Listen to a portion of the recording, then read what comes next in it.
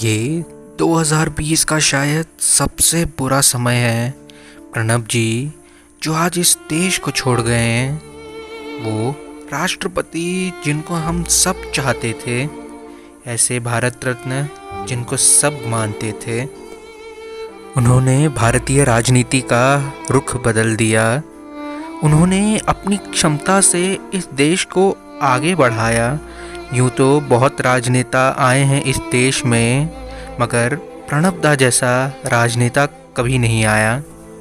इतनी कामयाबी के बाद भी हमेशा सरल थे, इसीलिए तो शायद राजनीति में इतने सफल थे। ऐसा कद था उनका कि विरोधी भी करते थे उनका सम्मान। इसलिए तो प्रणब दा का राजनीति में था अलग पहचान। वित्त मंत्री, रक्षा मंत्री, विदेश मंत्री और राष्ट्रपति, उन्होंने हर पद पर कभी रुकने नहीं दी इस देश की गति। 51 साल के उनका राजनीतिक करियर बड़ा खास रहा। इस देश को हमेशा दादा पर विश्वास रहा। बड़े खास थे दादा हमारे लिए। ये देश उनके जाने के बाद अनाथ सा हो गया है। वो सबको अपना मान के 7 सालों तक चलते रहे। अब वो चले गए हैं तो लगता है सिर से पिता का हाथ खो गया है।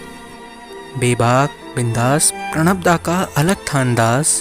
उनकी सच्चाई ही थी उनके सफलता का राज। अपना काम करते रहे, वो कभी रुके नहीं। समस्या कितनी भी बड़ी हो, दादा कभी झुके नहीं। अपने स्वभाव से उन्होंने सबका दिल जीत लिया। अपनी बातों से हमें कितना सारा ज्ञान दिया। कोई भी हो, हम सब ने दादा से बहुत कुछ सीखा था। राजनीति करने का सबसे अलग उनका तरीका था। ज़मीन से जुड़े थे, वो देश को जानते थे। वो देश की तकलीफ़ें, देश का दर्द पहचानते थे। एक अद्भुत नेता और उससे भी कमाल व्यक्ति थे। वो अपने आप में कांग्रेस की शक्ति थे। उनके जाने से राजनीति में एक रिक्तता आ गई है। वो इस देश की राजनीति का नायाब तारा थे। प्रार्थना करता हूँ कि उन्हें शांति मिले।